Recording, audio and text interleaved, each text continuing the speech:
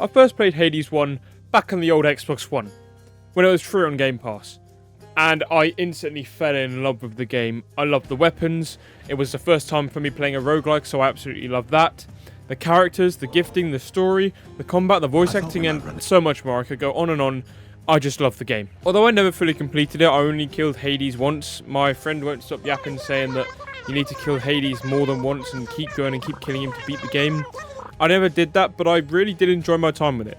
And in my humble opinion, Hades is one of my favourite indie games, up there with Outer Wilds and Undertale for me. It's also one of my favourites of the roguelike genre, or at least tied with Risk of Rain 2. I don't know how you can get much better than that game. I think I would say that I preferred Hades in some ways, like having a captivating story with amazing voice acting, beautiful environments, and really cool weapons. And I also think it's great that Hades just keeps you at a kind of steady level throughout the game and doesn't turn you into an unstoppable godlike evil force that can two-shot the final boss.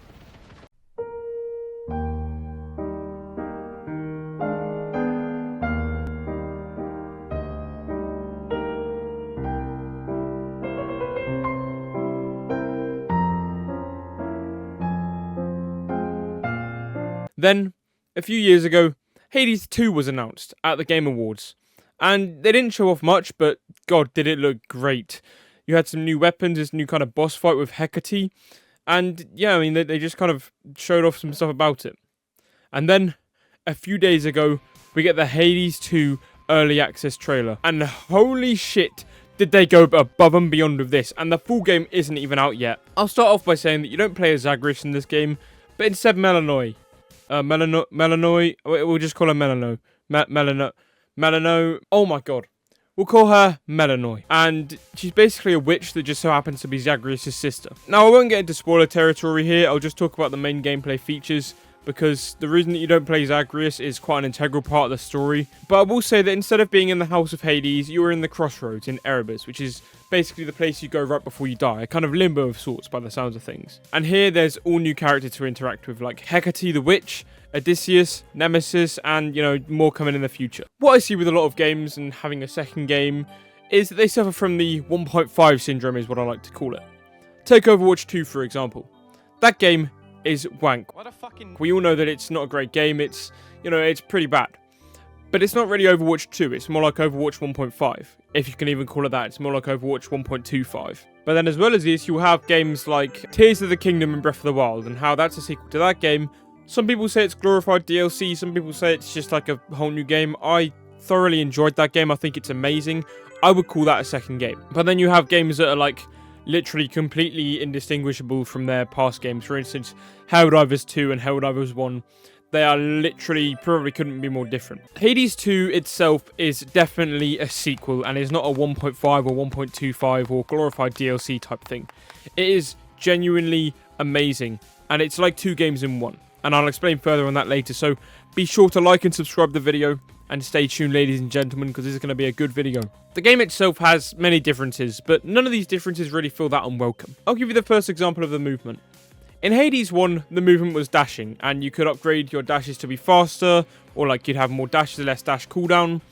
In Hades 2, the movement is very different, with there still being dashing, you know, you can still dash out the way of things, but they added a sprint mechanic instead, which is kind of the main focus instead of dashing. It's very different and is slower in some ways, but you get used to it after a while. And overall, I would consider it a very decent change to the game. And I feel like the game is more suited to sprinting instead, to be honest, because they kind of altered some of the enemy attacks. Like sometimes the enemies will like attack in a circle and you'll have to like sprint at the same pace as that. Sometimes you will have to dodge out the way.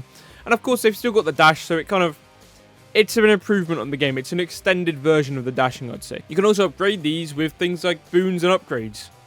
And, you know, boons basically means blessings from gods. And these are essentially your upgrades in the game, with each one having a different status effect. For example, Poseidon focuses on knockback and more damage. For instance, you can get a boon which basically makes it so when you're sprinting, you have this wave that comes with you and it knocks enemies back and does a lot of damage. Pretty overpowered in my opinion. And then you got Hestia, which focuses on fire damage and, you know, fire build-up. And then you have Aphrodite, who focuses more on doing just more damage in general and weakening enemies. And then you have my favourite god of them all, Hephaestus, who basically just focuses on doing massive fucking damage output. The upgrade system is also very different in this game, with it focusing on cards instead of darkness. In the first game, you could upgrade your abilities at the mirror in your room, and you'd be able to upgrade how many death defiance you had and how many dodges you'd have, just different percentages like that, doing more crit hit damage and things like that. Here it's very different and there's a lot more. Essentially, you unlock different cards, like, of course, we'll give death defiance as an example. You'll unlock that for a certain amount of ash, and each card will have a number in the top right of it telling you how many slots it takes up on your character. And you can upgrade the slots on your character by getting green goo, which I genuinely forgot the name of. I will put it up on screen now. But you can upgrade these cards in general with something called moon dust, which you can either craft at the cauldron or buy it. An example of an upgrade would be spending 1 moon dust to up your sprint speed by 5%. But different upgrades have different amount of moon dust that needs to be spent. But Mortsky, I hear you ask, what other upgrade materials are there? And what do you do with them? Well, my dear viewer, there are a lot of upgrade materials. But the main ones that you should focus on is the flora, which you can get with the shovel or find around the map. Mined minerals, which you'll need a pickaxe for. And then there's fish and getting the green stuff from in-game with this tome kind of thing.